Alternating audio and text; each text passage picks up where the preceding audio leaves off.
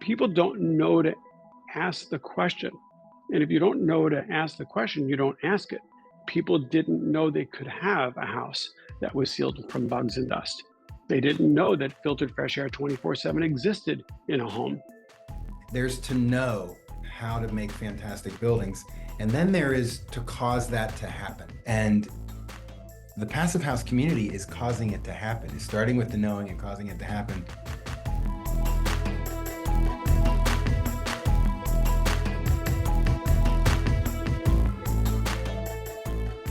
Hello, and welcome to the Reimagine Edit, a special series of the Passive House podcast that shares curated insights from our experts and residents at the Reimagine Buildings Collective, our membership community that brings together building professionals ready to tackle climate change so that we can create the healthiest, most sustainable buildings, deliver them cost effectively, and thrive in the process. Today is March 24th, 2025, and in this episode, we'll hear from Ryan Abendroth, Michael Ingui, Kristof Irwin, and Tom Bassett-Dilley. I'm Zack Semke, Director of Passive House Accelerator and host of the Reimagine Buildings Collective, and I am delighted that you've joined us. Let's dive right in, starting with Ryan Abendroth. Ryan is co-founder of Build Zero Consulting. He's an experienced certified Passive House consultant, the former certification manager at FIAS, a member of the FIAS Technical Committee, and a trainer for the FIAS CPHC program. In this first clip, he responds to a question about what sort of background is required to get into Passive House consulting. Do you have any examples of people that you know who've working as Passive House consultants who don't have all that extra background? Anybody might be good to talk to? I think there's quite a few actually who started in one thing and transitioned to something else, or at least don't have the formal education. Maybe they were builders of some sort, or there's a couple other rarer ones. There is someone that has been in the Passive House community for a really long time, and you would think, yeah, they are an expert when you talk to them, and their college degree is in fine arts dance, and they were a dancer. And so, I think it's definitely possible. It's a little bit trickier to break in, I would say. That's the only trick, is like, how do you get work? Whereas if you're already doing architecture work or building work, or there's like kind of maybe some built-in clientele or networking in the industry that will come in very handy. But I don't think the background really plays too much of a role in that. I know that Passive House expert with a dance background, and they're brilliant and deeply technical. So some proof positive there that it's not about your college degree. Next up, we have Michael Ingui and insights from his AMA about how to sell Passive House. Michael is founder of Passive House Accelerator, president of Ingui Architecture, co-founder of Source 2050, and one of our most gifted communicators about Passive House and its benefits. Here, he starts a bit tongue-in-cheek. But let's get into how to sell Passive House. What I usually do is I usually tell the clients exactly just how I learned it. I tell them about either the Passive House planning package and what that is, or a woofie and what that is. I really get into it and how we use Excel and how we track it. And I very often will talk to them about the contractor training and how they get into it. And then sometimes what I'll do is I'll really talk to them about just the energy benefits and how much better it is for the environment. And what I'll do is I'll talk to them about just the KPIs of just how you getting into it, or even just what a blower door test and just how many air changes this house has versus another house and how we get to it. Sometimes I'll talk about just the insulation and some of the increments into it, or some of the technical. No, I don't. I don't talk about any of that crap. Nobody cares. Absolutely. Even the ones who come to me wanting Passive House want to hear about any of that. They just don't care. They want a really wonderful, beautiful home. They want to know that they're working with someone who knows how to get them there. And I just don't focus on it because it is the easiest way for me to lose the project. Forget about Passive House. They will either have fired me at some point or they just won't hire me. I mean, very often I'm up against 4 or 5 architects. And I can tell you, recently I've gotten projects that others haven't because we do Passive House. And it's not because they do Passive House, because again, they don't care about it. They just don't. They do, but they don't. What they do care about are the amenities. And that's what I focus on. So in this house, this developer was interested in creating the best house they could. And so they were hooked instantly and super excited about it and very, very involved at the end of the day. But what I did was I walked through with them and I said, listen, if you want a house that is sealed from most bugs and dust and outside allergens, we probably could seal it like a passive house. And if you want a house where you really don't hear too much street noise and it's super safe because it's triple pane glass that's laminated, we could do passive house windows. And because I've got the sealed house, I can do a filtered fresh air system that we use in passive houses. And they're like, well, what's a passive house? Now they're excited. I had them at filtered fresh air and sealed from bugs and dust. People don't know to ask the question. And if you don't know to ask the question, you don't ask it. People didn't know they could have a house that was sealed from bugs and dust. They didn't know that filtered fresh air 24/7 existed in a home. They don't understand that when I turn my kitchen exhaust fan on at 500 or 1,000 cubic feet per minute, they never thought about what that meant. That every time they do that in their current house, that the fresh air is coming from crevices and cracks that they had never put their fingers near. They don't know this, but when they do, they cannot turn it off. They can't turn it off. Like they want it. They don't care what it is. And what's important about that is the thing that does cost more in time and money in a passive house is the air sealing. I wouldn't have done that in another house. But if people know they could do it, they want it more than they want anything, because nobody wants the house that's got bugs and dust. Like nobody. And then from there, we can talk about the fact that I really don't need to heat the houses that much in the winter. Then you could talk about the fact that you barely need heat, which means I don't really have dry winters. Or we can talk about the fact that the cooling is significantly reduced, especially if I do the shading right. Or the fact that if I'm getting my filtered fresh air 24/7, I get filtered fresh air and I don't have the allergens in the house and they're healthier. I can get into all that afterwards, but I got to be super careful about how I get into it. It's got to be a slow roll, and you just have to focus on the amenities.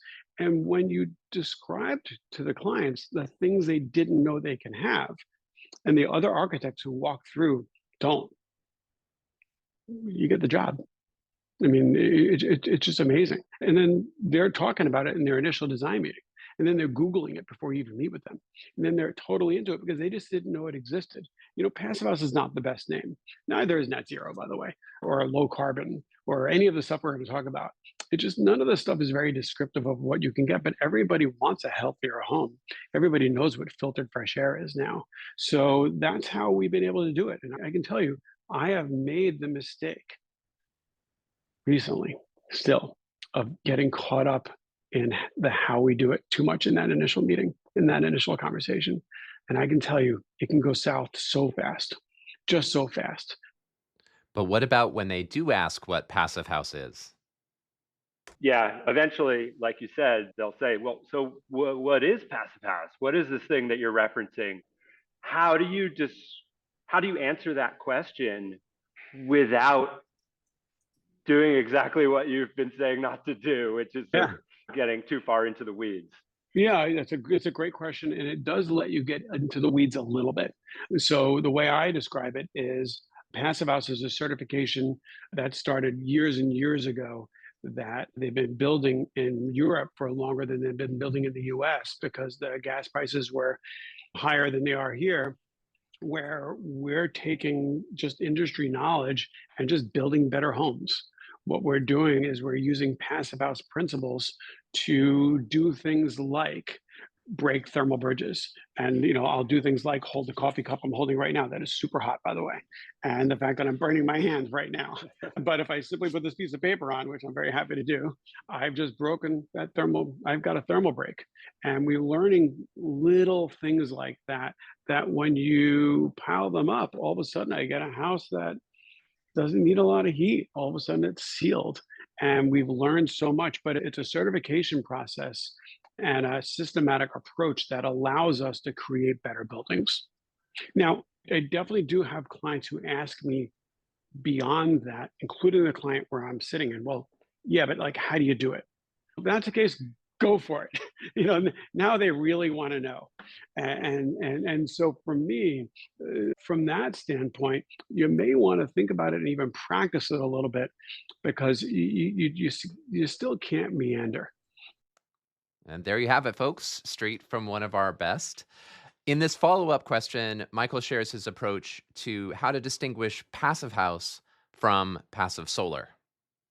Do you have a canned response for someone who thinks they know what passive house is, but they're actually thinking about passive solar? Yes. Oh, yeah. Oh, I get made fun of all the time. So for the record, my partner, who's 80, has done some passive solar work and makes fun of the passive house name altogether, by the way, because it's not truly passive. And so it's not the best name in the universe. But the passive solar community, the way I describe it, and I've been helped by him a lot, by the way, paved the way for this. I mean, we learned so much through the passive solar community of what to do and what not to do. And then, and especially the overheating part. I think the passive solar community wasn't so different from me at the beginning. I got so excited about the fact that I don't need to heat these houses in the winter that I never even cared about the shading on the south side. And then that's what having a passive house consultant hit you over the head is really helpful for. We don't even design these houses for heat anymore. But yeah, I think the difference between the passive solar, just coming back into a canned response, is the difference between passive solar and passive house is, I think passive house is a natural progression of the passive solar movement, where there are so many buildings worldwide already completed under the passive house measures, both in the US and in Europe, that we've now learned so many things that we can do that can now be implemented on other houses. And we've learned that they need mechanical units. They need things that allow fresh air in when I don't have the doors and windows open, and so forth. So yeah, I feel like it's a good response, because a lot of people, if they're asking the question, they know enough to know. So I think answering it in a way where you're providing some kudos to a movement that still works really well. One of our passive solar houses that my partner did recently sold, and the person called us because they wanted to do some work in the house. And I can tell you, like it still works really well. Like the dark tile inside one of the walls where they're gaining some of that solar gain, like it's still working. And what's cool about some of the things that we've learned from them, it's not working because the mechanical unit's still working. It's working because it didn't need mechanical units. It's working because like they thought about where the sun would hit and where it wouldn't. And I think a lot of that goes into the passive house planning package or the WFI or whatever modeling software you're using, where you can start to really use the benefits of what they've learned there. Cool. Yeah, describing it as a progression feels like a really good way to not tell them they're wrong and not contradict them, but to tell them that, okay, it's coming from that, but it's actually a certification process that has moved further along. Yeah, not only that, but if they really did know a lot about the movement, they would know about the negative articles written about the passive solar movement as well as the positive ones. So there's a lot of passive solar houses that worked very similar to the way I got excited about not having to heat houses and not caring how I shaded the south side windows, not realizing, oh, you know what? Honestly, it's getting hotter and hotter, even in New York. I better care. So just coming back into that progression, having your passive house consultant make sure you care, and having the model fail because you didn't think about it. That's the progression. And it de-risks it. Again, I can't get that excited about it because I'm getting hit over there with a model that shows it doesn't work. When it comes to selling Passive House, Michael says to start with the amenities that clients didn't even know existed. And I love just reading people and seeing how it's going. And I get a lot of unsolicited feedback from my clients as well, which I also like. I tend to get a lot of unsolicited feedback from everybody, but I like it. It's okay most days. And I can tell you, starting with the things they didn't know exist is important. Starting with the fact that if you want a house that's sealed from most bugs, dust, pollen, outside allergens, we can seal it like a passive house. If you wanted to have a house that didn't have too much street noise when the windows were closed, and you could have a really wonderful, serene environment, in fact, a safe environment because the windows have triple pane laminated glass, we can do passive house windows. Then going into now that I've got this sealed house, if you wanted to have filtered fresh air 24/7, I could use fresh air systems like we do in a lot of our passive houses. And then once I get into that, I've reduced so much mechanicals that I barely need to heat. I can keep the mechanicals to the center of the house. I don't need radiators at the windows and doors. We get to do nice big windows and doors and openings because I'm doing a passive house. And then honestly, because of all that, it's amazing how inexpensive it is to run them in the winter because I'm not using a lot of heat and how comfortable the air is. And it's good for the environment. So it's a win-win, but you're getting to have your cake and eat it too. I mean, that's in general my spiel, but I don't often get through it all. I don't. I think it's important to leave space between your points to allow other people to interject. And I very often don't get past the first or second point without them asking what a passive house is. I think it's important to mention, even though I say it's important not to talk about passive house, I think it's important to throw the term in sometimes so that people know what you're going to be describing. But I feel like I use it as a tool, almost like it's a quirky thing. It's a flux capacitor. It's a thing that it's a thing you can talk about, but it's really amenity rich. It really is. And they didn't know they can have those amenities. And no matter where your price point is, people want those amenities and they will do almost anything to get them once they realize they exist. Thanks for that, Michael. And I'm sure Doc Brown from Back to the Future would approve. Next up, we hear from Kristof Irwin, lead engineer, co-founder, and principal of Positive Energy in Austin, Texas. Kristof is a driving force behind the biannual Humid Climate Conference that explores passive house practice in hot, humid climates and is the host of the superb Building Science podcast. Check out this first clip from Kristof. There's these twin things that sometimes we don't really see, kind of like a coin that you turn it around. There's your job. All of you have some sort of profession or had some sort of profession. And then there's your role in society. And it's the same thing, but it's a different way to look at the same thing. And as soon as you say role in society, you're expressing like the paradigm of our times, which is ecosystem consciousness or something like that, system consciousness, which coincidentally is what gives the mojo, the power to building science is systems thinking, systems consciousness. But really the way that I connect to Passive House, and it really just lit me up and why I'm such a devoted follower and participant is, just like there's job and role in society, there's to know how to make fantastic buildings. And then there is to cause that to happen, to know, to cause to happen. And the Passive House community is causing it to happen, is starting with the knowing and causing it to happen. But generally speaking, there's this ability to take even these really profound or insightful concepts and kind of materialize them and go, oh, look, we're talking about embodied carbon today. Isn't that a cool thing?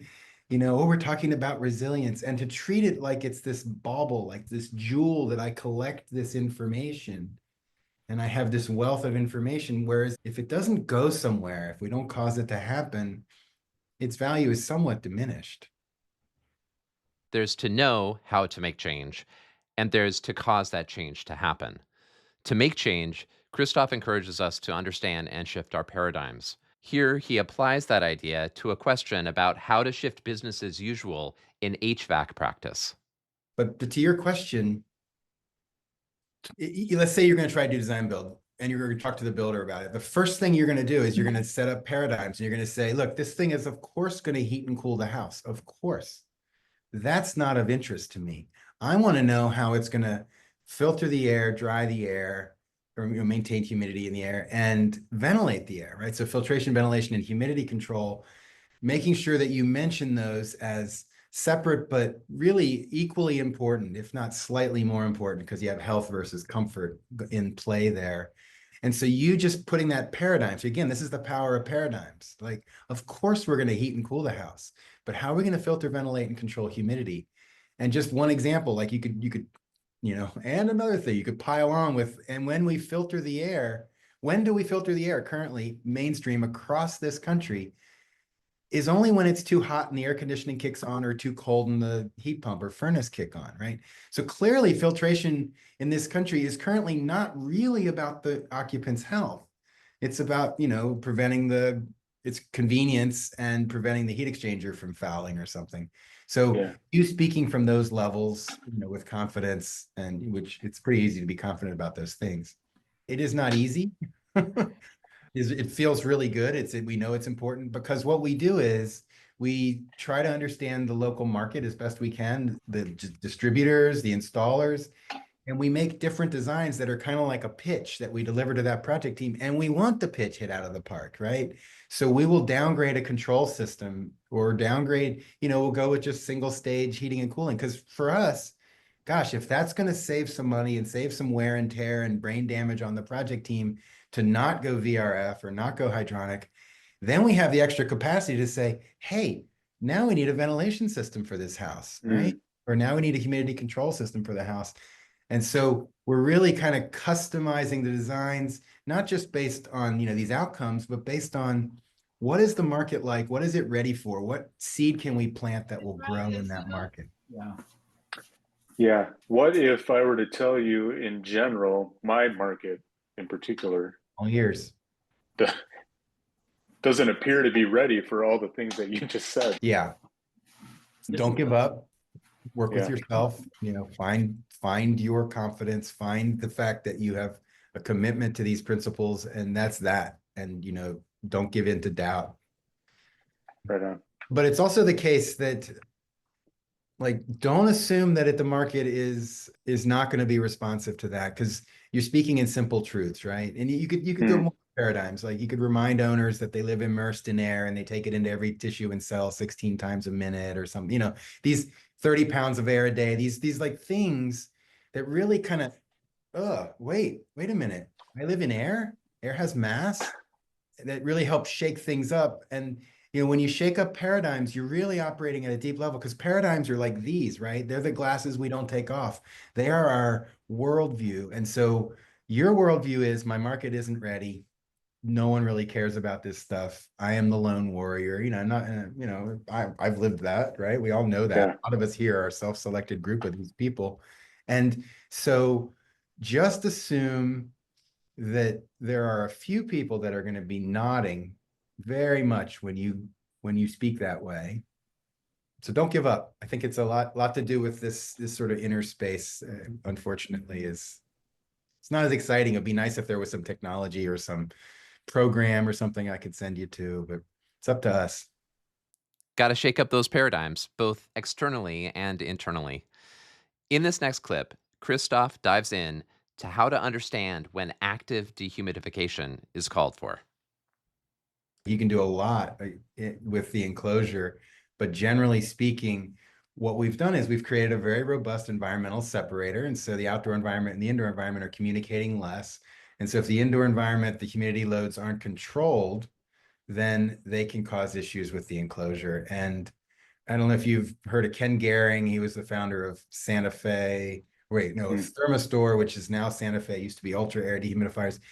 He has this really simple, when do I need a dehumidifier? And it's if green grass grows in your climate without being watered, right? If at some point in the year there's luscious green grass outside, what you have is you have a high dew point condition outside. So that means the building isn't going to be able to dry that way effectively in that time.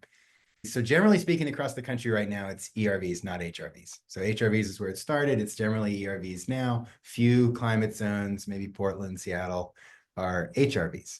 And the metric there is the outdoor humidity condition something I'd be okay with indoors, pretty much on a year-round basis? If the answer is yes, it's an HRV. But the answer is typically not yes. It's too low in many cold climates and too high in many humid climates. Now, I want to be really, really clear. If you have an ERV in the building, it is not going to control humidity by itself. The motive force, the core motive force for the ERV's ability to control moisture is the dry air mass in the building, right? So the dry in the summer, the dry, cool air mass, the dry offsets the wet coming in, and the cool air mass offsets the heat coming in, right? So people understand it with heat, but they don't seem to understand it with dry, because what happens over and over, and we've consulted on it, and it just hurts, right? Like often it's like multifamily affordable housing, and they've said, I want to take the next step. I care about my my occupants, I'm going to put an ERV in, and they make a good enclosure. And so now the mechanical system doesn't run enough to keep the air dry. It runs enough to keep it cool, but because you have a humid air mass to start with, you have humid going out, humid coming in. You don't absorb any of the humidity on the incoming stream because the outcoming stream was humid, right? So it's this really important, but it's almost like a paradigm, a principle that when you use an ERV in the summer in hot, humid conditions, it is the dry, cool air mass in the building that you paid to cause to exist that is actually the root energy source or motive force of the ERV. Not tricky. It's nothing tricky, but it's interesting how often it's overlooked. There's those paradigms again. Speaking of which, Kristof challenges us to shift our ventilation paradigm. Ventilation. If you guys if there's a huge takeaway for the rest of our careers, ventilate too much. Let's prove that too much is too much. Right now, we ventilate too little. Our ventilation standards are still based on odor control. And, every time we look at ventilation, we realize, oh, yeah, these are minimum standards. And, BSC has some good stuff about what we can do with it. But generally speaking, be a ventilation champion on your projects. It's hugely important. 12 of these every minute into here, and our body doesn't discern. It doesn't say, is that a nutrient or a waste? Like when we eat, our body's just like, this must be clean air. It's coming in. So the room around me is my pre-lung, right? These are sorts of ways to think accurately about the built environment. Thanks, Kristof. Now let's pivot to Tom Bassett-Dilley and his AMA on retrofits and embodied carbon. Tom is a torchbearer for Passive House design who has been shining the way in Illinois for over a decade. He's a community leader in the FIAS community and a founding member and past president of the Chicago chapter of the FIAS Alliance. In this clip, Tom responds to a question about how to make Passive House retrofits work on a budget. I guess I'll put that two different ways, Brent. One, construction is expensive. And what I found lately is that, owner drives up in his Tesla or his Bolt or whatever. He's got this amazing piece of technology in his pocket, and he communicates with his kids in New Zealand, and he just bought a 1904 house, which is it's like dinosaurs on the menu. So anyway, it's like, how do we bring these worlds together? And so I want my house to make as much sense as everything else I got around me. So does it make sense to let, soil gas come up through the basement and moisture and all this kind of stuff? No, that's like a stupid way to live. And then it's like, well, okay, if we have some solar and we put some batteries in, I got more peace of mind. And so the house is starting to make sense for me now. We don't know how much these things are going to cost at the outset, right? And also we got to figure out with each building, they're all different in terms of the building science issues we got to deal with. Mm-hmm. But so anyway, we'll go into schematic design. Sometimes we'll start with an energy auditor to come in and really get a clear view with blower door and thermal imaging, like things that we might not be seeing. And then we'll come up with a retrofit design and the architectural renovation design. And we'll get to schematic design as quickly and decisively as we can and get that out for budget pricing and then see where it comes in. But for the projects we're doing that are like gut rehabs, everything new on the inside, new electrical service, new mechanical systems. I mean, these are, $750,000. This is like building a new house.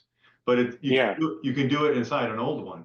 And so in those cases, I find that those clients are usually a little less budget constrained than like what I did on my house, which is like, okay, my soffits are falling and my fascias are falling off. The squirrels got in.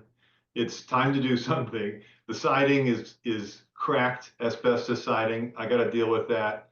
And so I just made this list of like what I have to do. The basement's leaky and moisture and non-insulated. So anyway, I did all my stuff on my house for about 175,000. And so that's like our lighter touch decarbonization thing. And so it really is a question of, how much architecture has to happen. If you've got to do that gut anyway, then if you're not doing it like a passive house, you're not building it well. and it's not going to Yeah. cost that much more because you got to deal with moisture, ventilation, mechanical systems, insulation. You can't just say, oh, we won't do insulation and airtightness. You know what I mean? So Right. I guess it's all expensive. And so if I have somebody say, I want to do a gut rehab, I've got $300,000, and be like, I'm sorry, we can't do it. So that's what I'm realizing. My understanding of the costs was not in line with where we are in today's world. And Yeah. Well, I mean, so there's the low-hanging fruit, right? You can blow some insulation in your sidewalls. You can seal the attic and do some some insulation there, depending. I mean, some attics get very complicated very fast. So, and then you can phase some of that stuff. So a lot of times we'll make like a master plan, a decarbonization plan, and we'll figure out what's on the near term and what's on the longer term. But if you don't think all that stuff through, then some of that can get really compromised by a project that you do today. It's like, oh, we didn't think about that. There's no way we're going to insulate that porch now or whatever. I don't know. Construction's expensive. There's no getting around it. That said, there's low-hanging fruit that we can tackle in our projects, especially if they're part of a broader decarbonization plan that helps ensure that we're not doing things today that make decarbonization harder down the road. That's part of the reason that the revised Revive standard, FIAS's retrofit standard, is so interesting. Here, I asked Tom about it. Tom, you alluded to the Revive standard and the new version of the Revive standard, which I think is really exciting. And it's a move to really focus on upfront carbon and resilience in deciding on what intervention to make in a project. Could you say a little bit about that and how you foresee that potentially changing your practice or meshing with your practice? Yeah. Part of the way it came about, Revive, was when I started to do my house, and I said to FIAS, boy, would I love to make my house a FIAS certified, but I can't because I did my roof years ago. I did these windows years ago before I knew, and I can't afford to do those things now. And I don't want to tear off my roof and redo it. It would really be nice if you guys want to be involved in scaling up retrofits to have the kind of technical support that you get from a FIAS certification, but it's got to be different. We're just going to rule ourselves out of projects because the mass of people won't be doing our 60 roofs and our 40 walls in their old bungalow or whatever. So anyway, they were hearing it from different people, I'm sure, but Graham and Al at FIAS figured out the new standard. So we're doing our first project through the new standard, and it focuses on assessing the project and then getting to that resilience question, which is, can the house, basically, instead of setting the space conditioning metrics up like FIAS or PHI does, it basically says, insulate well enough so that you can get through a power outage. That's kind of the resilience standard. And so you have to go and get climate information and do a simulation, basically, that they're setting us up to do to show that you'll make it through. Your pipes won't freeze or whatever. So I think the first Revive project at the new standard we're doing right now. So I feel like we're a little bit beta testing, and there's a lot of some stuff needs to be automated a little more. Like we have to go find wet bulb and dry bulb temperatures and stuff. It's like I'm an architect. So anyway, yeah, but the idea of it is great because it only makes sense to look out for your embodied carbon when you start to do this kind of stuff. And when you start to do the renovations, you have to consider that as part of it. So when they came forth with that idea, I just thought it was so brilliant that they're putting resilience and carbon together, not just operational energy. So I'm hoping that we really accelerate this more. Yeah, thank you. And I'm really eager to learn about that beta. I've been super excited to see this development. We were fortunate to have another expert in residence, Lloyd Alter, in the conversation. Lloyd is author of the book, Living the 1.5 Degree Lifestyle, as well as many thousands of articles at Tree Hugger. I wanted to talk about, Tom, the critical issue now with so many thousands and thousands of buildings that have to be retrofitted. I spoke about retrofit at the last Passive House conference in Innsbruck, and the thing that I was talking about we have to face is there's a balance that we have to hit between heat pumpification and insulation. That particularly if we're going to save old buildings and if we want to reduce our embodied carbon emissions, then we have to look at what point do we demand go for clean electricity and a heat pump, and then, as you said, go for the low-hanging fruit, the air sealing, the insulation of basements and attics, the caulking and things like that you can do combined with heat pumpification. I've been criticized in Passive House Accelerator by Skylar and that about this whole attitude about, you've still got to think about comfort and electricity isn't really clean. But at some point with the embodied carbon and with the number of houses we have to face the music on this balance. There's a group in England, the AECB, that came up with their carbon light certification. I think your Passive Fias Revive looks more sophisticated because it brings this resilience thing into it, which I think is fantastic. But this carbon light just does exactly that. It says, okay, right now, let's lower our carbon emissions by going with heat pump and doing the easy low-hanging fruit, but make provisions that down the road you might be able to want to do more.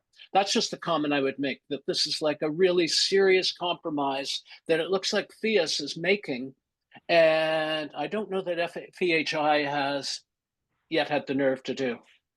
Yeah, I just want to feed into that because one of the things about our climate here in Chicago, and I know are you in Toronto? Yeah, it's similar. It gets very cold. And so when you're in an uninsulated building or a poorly insulated building, you have cold surfaces around you. Your mean radiant temperature is really low. MRT.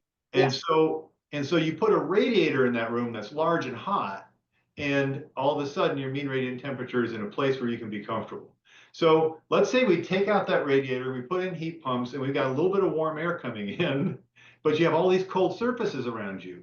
You're not going to be comfortable. So I think that some amount of insulation is needed so that you don't have a problem where all of a sudden the heat pumpification gets shot down because people are like, these don't work, you can't be comfortable. So like when I did it in my house, it's a 1919 frame bungalow. I got to the R20s in the wall, like maybe 30 in the roof and 20 in the basement, but it's continuous and it's much better air sealed.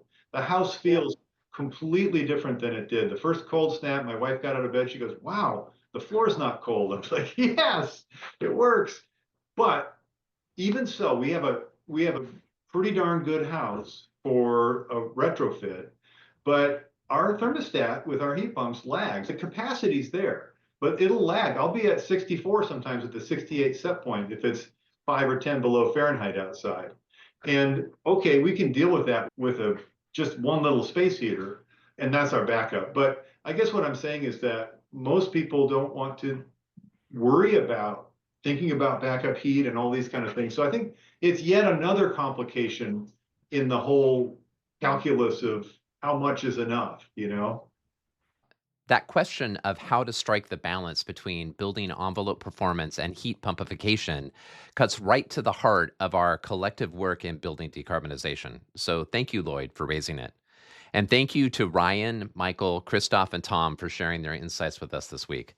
As always, these clips just scratch the surface. So if anything piqued your interest here, please do dive into the full replays of these sessions.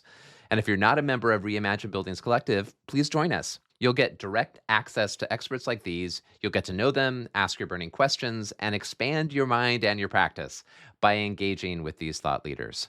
Head over to reimaginebuildings.com to join. Speaking of joining the collective, we've had a big influx of new members, which is super exciting.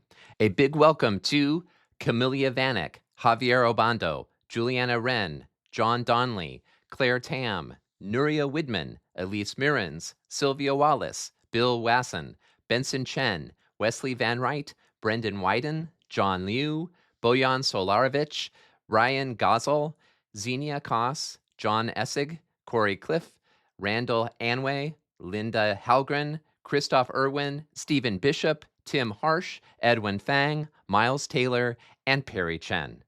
With that, Thank you for listening to this 5th episode of the Reimagine Edit, a production of the Passive House podcast by Passive House Accelerator. As always, don't hesitate to DM me with anything Reimagine Buildings Collective related, what you'd like to see on the platform, any ideas you'd like to share. We're building this community with you, so let us know. And don't forget to invite your friends and colleagues to join us. Thank you and have a great couple of weeks. Be well.